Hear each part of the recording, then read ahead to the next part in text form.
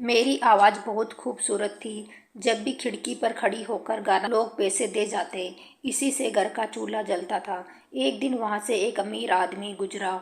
आवाज़ सुन मोहब्बत कर बैठा और उसी दिन मुझसे शादी कर ली। बदले में माँ को 1 करोड़ रुपए दे दिए। जब मैं विदा होकर घर गई, वह मेरी बहुत सेवा करता। लेकिन एक रोज़ 1 घंटा मेरी आंख पर पट्टी बांधता। जब 1 घंटे बाद खोलता तो मेरा जिस्म नीला हो जाता। अब मुझे डर लगने लगा था। यूं कमरे में कैमरा छुपा दिया ताकि सच जान सकूं, पर रूह कांप गई। आज फिर स्टोर रूम मुझसे खटपट की आवाज़ आ रही थी और स्टोर रूम के अंदर मेरे पति बंद थे और मेरा दुपट्टा मेरे पास मौजूद नहीं था, जिससे मुझे अंदाजा हुआ कि शायद मैं आज भी इस स्टोर रूम में मौजूद थी और बेहोशी की हालत में। जब मेरे पति यहाँ छोड़ गए तो दुपट्टा उधर ही रह गया। मैं अपने पति के रवैये से बहुत परेशान थी। कितना आलीशान घर है, लेकिन मेरे पति ने अपना ठिकाना एक स्टोर रूम को बना रखा था। अजीब था और मुझे इस बात की बिल्कुल भी इजाज़त नहीं थी कि मैं स्टोर रूम में जाकर देख सकूं कि वहाँ क्या मामला चल रहा है। इजाज़त ना होने के बावजूद मैं अक्सर इसकी जासूसी किया करती थी और कभी अगर गलती से पकड़ी जाती तो मुझे उसका गुस्सा झेलना पड़ता था। फिर एक दिन मैंने उनके स्टोर रूम में कैमरा लगाया ताकि मैं हकीकत जान सकूं। जब मैंने ये वीडियो देखी, अगले दिन मुझ पर जो राज खुला। मेरा पति तो आम सी शक्ल सूरत का था, मगर मेरी आवाज़ बहुत खूबसूरत थी और मैं गाने में माहिर थी। लेकिन मेरे पति को मेरा गाना पसंद ना था। उसे इस बात से सख्त चिढ़ थी कि मेरी आवाज़ में खूबसूरती क्यों मौजूद है, मेरी आवाज़ क्यों किसी को भी दीवाना करती है। बगैर सुर लगाए भी मेरी आवाज़ इतनी सुरीली थी कि सुनने वाले सुनते ना थकते। मैं अमेरिका के एक शहर की रहने वाली थी। मेरी माँ पेट्रोल पंप पर नौकरी किया करती थी।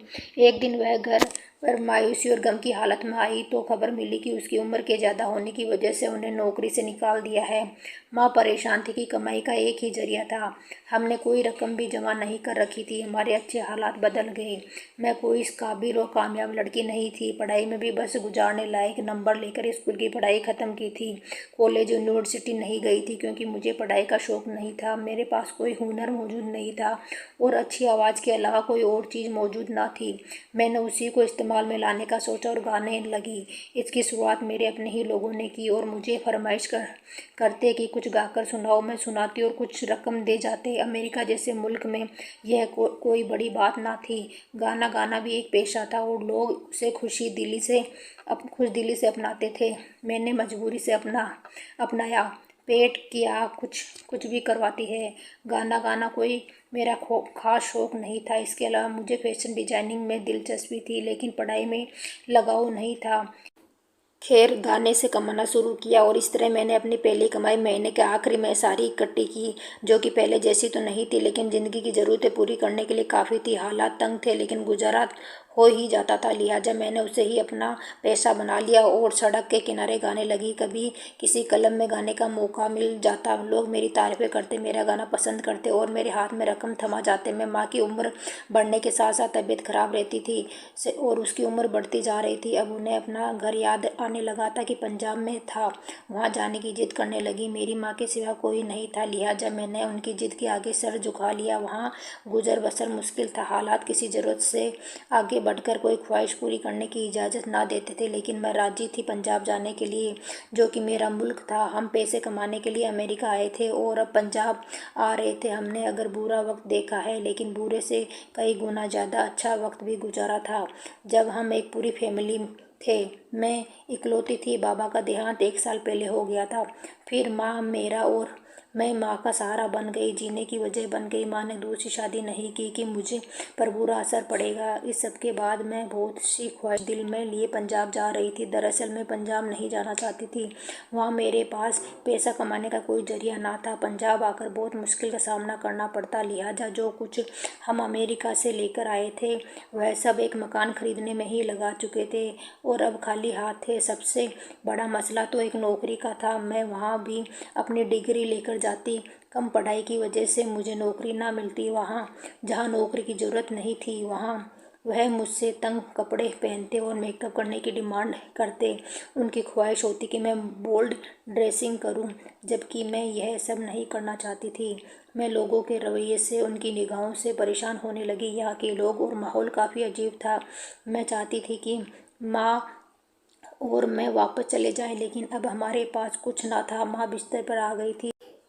मैं अपनी गुजरी जिंदगी याद करने लगी। माँ के साए और बाप के तंदुरुस्त हाथ जो मेरे सर पर थे, वह मैं खो चुकी थी और अपने घर की खिड़की के पास खड़ी हुई और गुनगुनाने लगी। सुनने वालों को लगने लगा कि मैं पैसों के लिए गा रही हूँ, इसलिए वह मुझे पैसे देकर जाने लगे। एक दिन ऐसे ही गुनगुना रही थी कि एक आदमी वहाँ से गुजरा। मेरी आवाज़ सुनकर मुड़ा और मेरे सामने आकर रुक गया। वहाँ और भी बहुत से लोग थे। गाते गाते जब मेरी आंख उस आदमी से मिली तो उन आंखों में मुझे वार्निंग दिखाई दी। मुझे इसका मामला समझ ना आया, लेकिन मैं डर चुकी थी। सब चले गए, लेकिन वो ना गया। और जैसे ही पैसे उठाने के लिए मैंने हाथ बढ़ाया, इसने मेरे हाथ को पकड़ लिया। मेरी जान निकल गई। मैं कँपा गई थी। मैं बहुत डर गई थी। उस आदमी ने वह सारे पैसे खुद रख लिए, जबकि अपनी जेब से एक मोटी रकम निकालकर मुझे दी। मैं वह रकम मिलते ही घर के अंदर भाग गई और खिड़की दरवाजे सब बंद कर लिए।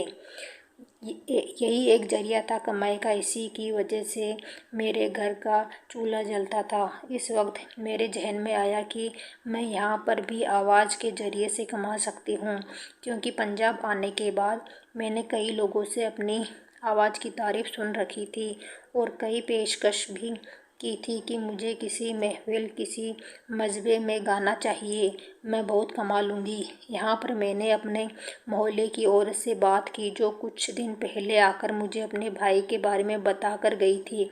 वह यही काम करता है। मेरी आवाज़ देखते हुए उन्होंने यह महसूस किया कि अगर मैं उनके भाई के साथ इस काम में शामिल हो गई तो उनका कारोबार अच्छा चलेगा। लोग औरतों की आवाज़ की डिमांड करते हैं और मुझसे इजहार किया था कि मुझे इसके साथ काम करना चाहिए। मैंने उनसे कहा कि आप मेरे बारे में अपने भाई से बात करें, मुझे काम की ज़रूरत है। लिहाजा उन्होंने मेरी बात अपने भाई के सामने रखी और इस तरह मुझे मेरी आवाज़ की वजह से नौकरी मिल गई और मैं इसके साथ शामिल होकर हर किस्म के गाने गाने लगी थी। कभी किसी की शादी का कोई लम्हा होता और कभी किसी की कोई महफिल होती। बिना किसी पहचान के भी लोग मुझे जानने लगे और मेरी आवाज़ के दीवाने हो गए। मुझे अच्छी अच्छी बातें सुनने को मिली कि मेरी आवाज़ में जादू है, कशिश है, जो दिलों को मेरी तरफ खींचती है। और औरतों को मुझसे जलन होने लगी। ऐसे ही किसी महफिल में मैं मौजूद थी। यह अब तक की सबसे बड़ी महफिल थी जहां मैं गाने वाली थी। ना जाने क्यों आज दिल सुकून से ना था, बेचैनी थी। कुछ था जो मुझे वहाँ से भाग जाने के लिए कह रहा था। और यही हुआ कि जब मैं खुद भी अपनी आवाज़ के सुर में खो चुकी थी, आंखें बंद करके साज और धुन के साथ जादू बिखेर रही थी, तभी वहाँ मुझे लाखों आंखों में उन दो आंखों की चमक महसूस हुई। बंद आंखों ने भी उन दोनों आंखों का गुस्सा और नफरत महसूस की थी। मैं परेशान होने लगी, दिल घबराने लगा। मैं वहाँ से भाग जाना चाहती थी, उन आंखों को देखे बिना कि जैसी कशिश मेरी आवाज़ में थी। मुझे महसूस हुआ कि उस आवाज़ से ज़्यादा कशिश उन आंखों में मौजूद है। मैंने सोचा कि देखा जाए कौन मौजूद है और कुछ डर और खौफ से गाना ख़त्म करूं, बस निकलूं यहाँ से। लेकिन किस्मत को कुछ और ही मंजूर था। आंखें खोली और खोलते ही सामने जा टकराई और यह वह लम्हा था जब दिमाग में खतरे की घंटी बज रही थी और मैं डर और खौफ में मुब्तला होकर भाग निकली। घर आकर हालत ना बदले, खाना नहीं खाया और रात सोने के लिए जब लेटी तो आंखों से नींद नाराज नजर आई। सुबह जब आंख खुली तो कुछ मर्दाना आवाज़ें कान से टकराई और मैं बिस्तर से परेशानी की हालत में उठकर बाहर भागी। माँ ठीक है। घर में इस तरह की किसी मर्द की आवाज़ का आना मेरे लिए परेशानी की बात थी, क्योंकि मेरी मौजूदगी में कभी माँ के पास बाबा का कोई दोस्त या कोई रिश्तेदार ना आता था और पंजाब आने के बाद तो खानदान ने गरीबी देखकर मुंह मोड़ लिया था। इसी तरह जब मैंने शयन में देखा तो मैं कांपने लगी। यह वही आंखें थी जिन्होंने मुझे रात में बेचैन कर रखा था। ये आंखें मुझे अभी भी खींच रही थी। मैं वहाँ से पलट आई। डर था कि वह देख ना ले और यकीन था कि वह मेरी मौजूदगी से वाकिफ़ है। मेरी हालत रात से ज़्यादा ख़राब होने लगी। दिल घबरा गया और टांगों में जान ना रही। मुश्किल से खुद को खाली दिमाग के साथ ही बिस्तर तक लाई। इतने में मुझे महसूस हुआ कि कोई मेरे कमरे की तरफ आ रहा है। मैं किसी सूरत इस आदमी को अपने सामने नहीं देखना चाहती थी। उन आंखों में मेरे लिए एक नफरत थी और इतनी नफरत थी उनमें कि मुझे इस आदमी से डर और खौफ आने लगा। मैं पैनिक होने लगी थी। पास आते कदमों की आवाज़ मौत से बेहतर लगने लगी। मैं कुछ समझ नहीं पा रही थी। इतने में कमरे में एक मौसी दाखिल हुई और जान में जान आई और आंसू आंखों से बहने लगे। वे पड़ोस की मौसी थी। मेरे पास आकर बैठ गई। कहने लगी, यह बाहर जो इतनी इतनी बड़ी गाड़ी खड़ी है, यह इस मेहमान की है। यह तुम्हारा रिश्तेदार है, इतना अमीर, तो तुम इस गरीबों के मोहल्ले में क्या कर रही हो। मैं खुद के अंदर इस कदर कैद थी कि उस वक्त उनकी बातें कान तक तो जा रही थी, लेकिन दिमाग समझ नहीं पा रहा था। मैं मौसी की शक्ल देख रही थी और मौसी उस आदमी से बात करना चाह रही थी। उसके गुण गाने लगी और उन्हें अपनी गरीबी की परेशानी याद आ गई। मुझसे कहने लगी कि देखो, अगर शादीशुदा नहीं है बाहर बैठा बंदा तो मेरी बेटी की ही बात चला दो। मौसी की लालच से भरी बातें जारी थी। इतने में माँ आ गई और मौसी से कहने लगी, इसे तैयार करो, इसकी शादी है अभी, मैं इंतजाम करके आती हूँ। मेरी हालत इस कदर ख़राब थी कि मैं माँ की बात नहीं समझ सकी। मौसी ने मेरे होठों पर सुर्खी लगाई और मेरे सर पर दुपट्टा उठाया। उनके अंदाज में अब गुस्सा था, सख्ती थी। मौसी के सुहाने ख्वाब टूट जाने पर उनका मुंह बन गया था। वह अपनी असली हकीकत में वापस आई थी और मुझसे झिंझोड़ कर कहने लगी, ये रातों रात कौन सा तुम्हारा यार निकल आया। ये कैसा रिश्तेदार है कि शादी करके ले जाने के लिए ये अकेला आया है और कोई नहीं आया। सही बताओ लड़की, यह क्या माजरा है। यह कौन से खेल खेल रही हो तुम। माँ बेटी हमें शरीफों के मोहल्ले में। मैं मौसी की बातों पर बहुत हैरान थी। कितना जल्दी रंग बदला। मैं पहले ही बहुत परेशान में गिरफ्त थी। मुझे नरम और मेहरबानी की जरूरत थी ताकि अपना गम बता सकूं, अपना गुस्सा रो रो कर निकाल सकूं। हालात दिन ब दिन मुझे परेशान कर रहे थे। मैं खुश रहना चाहती थी, जीना चाहती थी, जैसे अच्छी ज़िंदगी सब गुजारते हैं मैं भी गुजारना चाहती थी। उन्हीं सोचों में गुम थी। इतने में माँ आई और माँ के आने पर मुझे बाहर ले जाया गया। बहुत सी आवाज़ें कानों में गूंज रही थी। शायद मोहल्लेदार इकट्ठे थे। मुझे कुछ होश न था। मेरा दिमाग मेरा साथ नहीं दे रहा था। मैं माँ को इस शादी से रोकना चाहती थी। यह सब बहुत जल्दी हो रहा था। यह ऐसे नहीं हो सकता। यह क्या हो गया था। मैं बस सवाल लिए किए जा रही थी खुद से। और अब जब अपने कंधे पर अपने माँ का सालों पुराना मोहब्बत भरा हाथ महसूस हुआ तो माँ की तरफ देखा। आंसू बह निकले। बस वह लम्हा और माँ सिर हिला रही थी। उनकी तरफ देखते मैंने सर हाँ के अंदाज में हिला दिया। लोग मुझसे नफरत कर रहे थे। उनके लहजे में कड़वाहट थी। इतने अमीर आदमी को इस तरह से कैसे शादी में दे दिया। कोई ना कोई मामला जरूर है। या तो लड़की में ऐब है या लड़की किरदार में कोई झोल है। विदाई कर दी गई। उस शख्स के साथ उस गाड़ी में बैठी थी तो होश आया कि कहाँ और किसके साथ मौजूद हूँ। उन आंखों में अभी भी वही नफरत मौजूद है। ऐसा क्यों कर रहा है। क्या मेरी कोई दुश्मनी है। मुझे कुछ ऐसा याद नहीं आ रहा। उसका घर आ गया था और होश तब आया जब गाड़ी से निकलने के लिए कहा गया। इसका घर देखकर हैरान रह गई कि यह घर है या महल। इस घर की नौकर देखकर मुझे पहली बार खुद पर अफसोस हुआ कि मैं एक आम सी सूरत वाली मामूली सी लड़की और कपड़े भी बहुत सी जगह से फटे हुए थे, जबकि नौकर बहुत खुश शक्ल, साफ सुथरे चेहरे, गोरा रंग, जबकि वह अपनी यूनिफॉर्म में भी अलग ही पहचान रख रहे थे। मुझे वहाँ अपने आप अजीब लगने लगा। वह सब मुझे अजीब अंदाज से देख रहे थे। मेरा पति मुझसे कहने लगा कि यह तुम्हें तुम्हारा कमरा बता देंगे, तुम आराम करो। यह कहकर वह वहाँ से चला गया और मैं नौकर के पीछे पीछे कमरे तक पहुँची। वहाँ पहुंचकर मुझे कपड़े दिए गए। मुझे याद नहीं आ रहा था कि कभी अच्छे हालात में भी इतना कीमती सूट मैंने पहने हो। मैं खामोश थी, अपने ख्यालों में गुम थी कि मुझे नौकरानी ने कहा, आप पहली है जो सर के साथ नजर आई है। सर औरतों से दूर रहते हैं। मुझे अफसोस है कि आप फंस गई है। कोई ऐब तो नहीं है आप में, या आप गरीब है। इतना कहकर वो जाने लगी। मेरे लाख पूछने पर भी उसने कभी दोबारा इस बारे में अपनी जबान ना खोली। बस यह कहकर चुप हो जाती थी कि सर की हरकतें अजीब है। मैं हैरान होने लगी कि मेरा पति मेरे सारे हक और फ़र्ज का बहुत ध्यान रखता था। एक पति की मोहब्बत, इसकी तवज्जो सब मुझे मिल रही थी, लेकिन कुछ आदत वाकई बहुत अजीब थी। इसने मुझे गाने से मना कर दिया था। उसने मुझसे कहा कि अगर इसने मुझे गाते देखा तो वह क्या था। उसने कहा उसे मेरी खूबसूरत आवाज़ से सख्त नफरत है। मुझे लगने लगा था मैंने किसी बीमार इंसान से शादी की है। मुझसे मोहब्बत के बहाने वह मेरी आंखों पर पट्टी बांध देता और फिर मैं होश खो बैठती, लेकिन जब सुबह जागती तो अपने जिस्म को नीला पाती और सख्त परेशान होती कि रात क्या हुआ, कुछ याद नहीं, और अपना जिस्म नीला देखकर मैं डर जाती।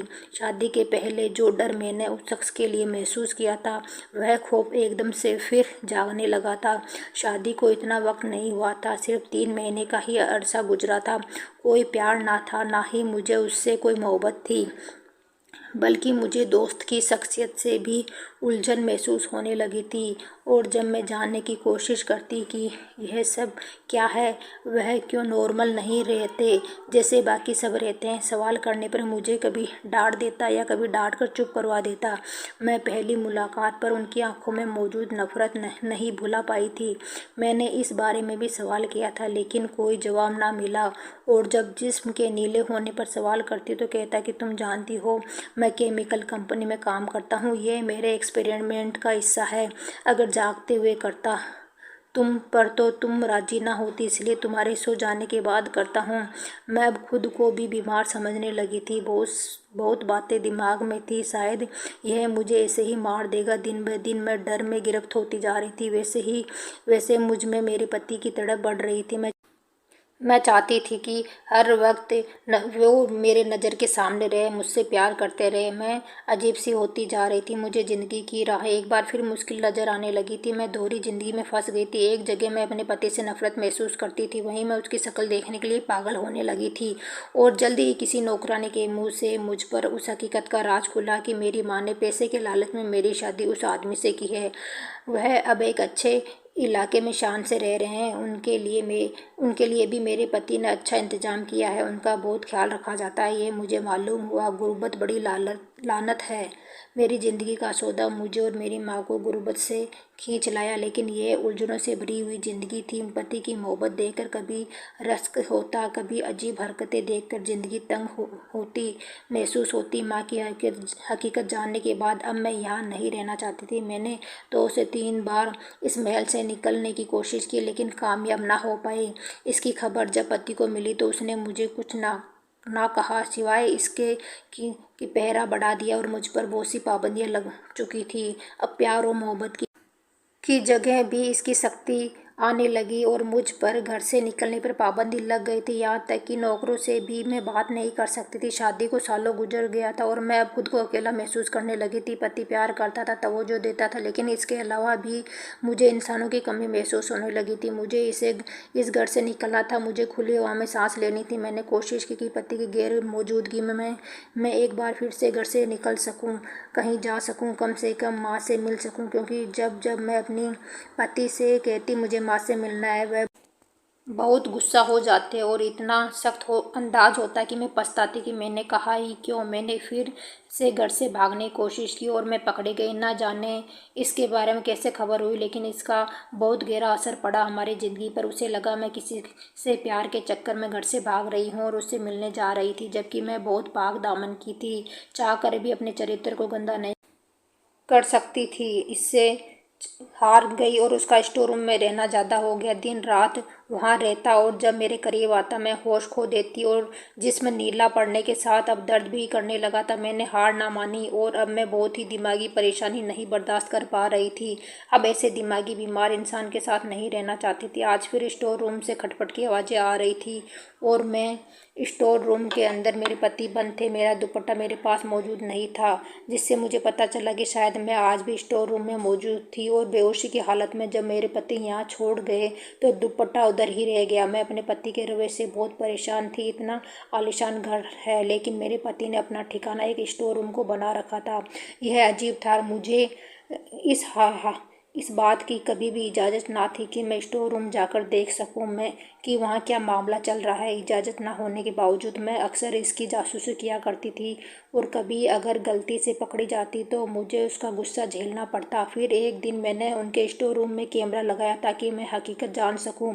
जब मैंने ये वीडियो देखी अगले दिन मुझ पर जो राज खुला, मेरा पति तो मुझसे सच कह रहा था कि ये वह वाकई मुझ पर केमिकल इस्तेमाल करता है। मुझे समझ ही नहीं आ रहा था वह ऐसा क्यों करता है। लिहाजा मैंने इरादा बना लिया कि मैं इसके ही स्टोर रूम में छुपकर वहाँ से भाग जाऊंगी, इससे पहले उसकी हकीकत जान जाऊंगी। इसी तरह मैंने अपने बनाए गए प्लान पर अमल किया।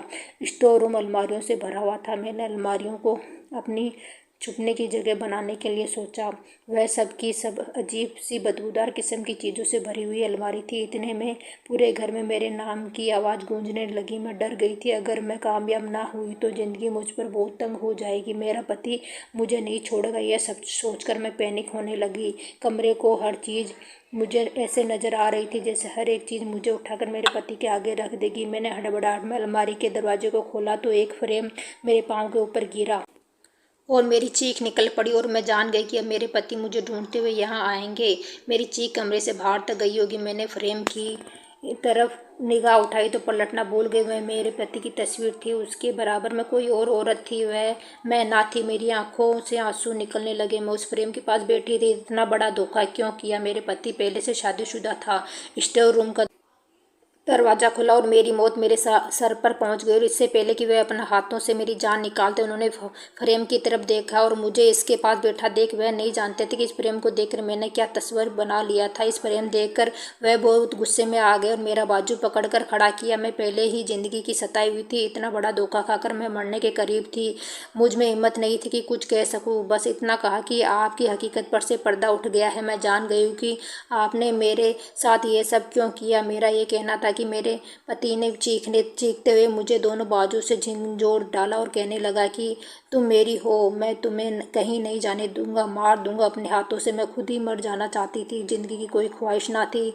इस घर के बाहर कहाँ जाती। माँ ने मुड़कर हाल ना पूछा था। मुझे अपनी गरीबी मिटाने के लिए बेच डाला था। कहा जाता मैं ज़मीन पर बैठती चली गई और मेरे पति भी पास बैठ गए। शायद उन्हें भी एहसास होने लगा था। काफ़ी देर की खामोशी के बाद मेरे पति कहने लगे, मुझे छोड़कर ना जाना। मेरे पास इससे कहने के लिए कुछ ना था। खामोश थी। उन्होंने बात जारी रखी और कहने लगी, मैं छोटा था, मेरे बाबा और माँ की शादी मर्जी से हुई थी, लेकिन फिर माँ बदल गई। उन्हें किसी और से मोहब्बत हो गई और इस मोहब्बत की खातिर उन्होंने घर से भागने की कोशिश की थी और जब कामयाब ना हो सकी तो मेरे बाबा को जहर देकर मार दिया और जब घर से भाग गई। मैं इस वक्त ना समझा था। वक्त के साथ साथ बड़ा होता गया और समझता गया कि मेरी माँ ने बाबा के साथ क्यों किया। रिश्तेदारों में भी मेरा कोई नाता सिवाय एक चाचा के, वह भी शहर के बाहर रहते थे।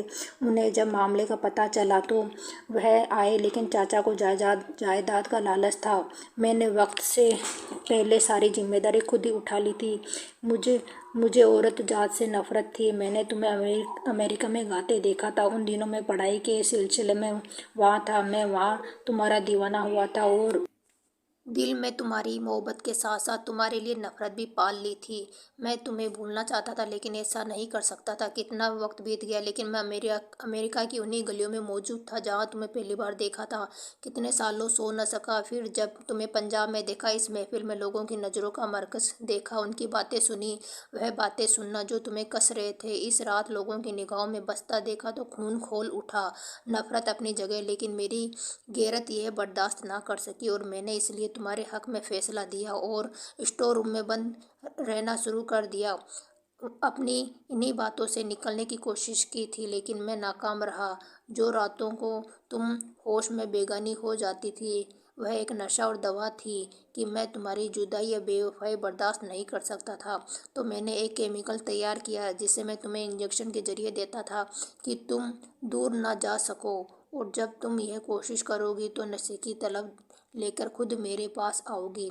मैं माफ़ी मांगता हूँ अपने किए पर मेरी मदद कर दो। मैं जीना चाहता हूँ। अपने पति की बात सुनकर तो मैं हैरत में पड़ गई थी। मैं क्या सोच बैठी थी और हकीकत तो मेरे गुमान से बाहर थी। और यह भी तो सच था कि मेरे पति ने मुझ पर कभी हाथ ना उठाया था, कभी कोई चोट ना पहुंचाई थी। मैंने इसी वक्त फैसला किया था कि एक मौका देना है अपनी ज़िंदगी का। आपने पहले क्यों नहीं मुझे यह राज बताया। मैं आपकी मदद कर देती तो मेरे पति कहने लगे, तो अब कर दो ना, मैं भी तकलीफ में हूँ। पति की बात सुनकर मुझे लगा कि अब मुझे इस खेल में वक्त नहीं जाया करना चाहिए। मेरी नज़र तस्वीर पर गई और एक नज़र पति को देखा। मैं समझ गई कि मेरे पति और उनके बाबा की शक्ल बहुत हद तक मिलती है। मैं अपनी जगह से खड़ी हुई और पति का हाथ पकड़कर उसे खड़ा किया। उसके आंसू अपने हाथों से साफ किए और उसे अपने साथ कमरे से बाहर ले आई। सिर्फ कमरे से ही नहीं, उसके ख्यालों से भी। मैंने नौकरों से कहा कि स्टोर रूम का दरवाज़ा बंद कर दिया जाए और आज भी वहाँ पर ताला लगा है। स्टोर रूम के सामने दीवार खड़ी कर दी ताकि कोई बीते लम्हे याद ना कर पाए। और मैंने और मेरे पति ने एक दूसरे के साथ ज़िंदगी की नई शुरुआत की, जहाँ अतीत का कोई पन्ना मौजूद नहीं था। मैंने उन्हें वह एतबार दिलाया कि वह खुद मुझ पर यकीन करने लगे। शादी को 2.5 साल गुजर चुके हैं और आज हमारा एक बेटा है जिसका नाम हम दोनों ने मिलकर रखा है। अब मुझे इजाज़त है, मैं जब चाहूँ अपनी माँ से मिलने चली जाती हूँ। जब मैं ज़िंदगी में खुश हूँ तो क्या फ़र्क पड़ता है किसने क्या किया, मेरे साथ क्या करने की कोशिश की। मैंने अपनी माँ को भी माफ़ कर दिया और माँ को मेरे बेटे से बहुत प्यार है। वह इस सब के लिए शर्मिंदा भी नज़र आती है और उन्होंने अपनी गरीबी मिटा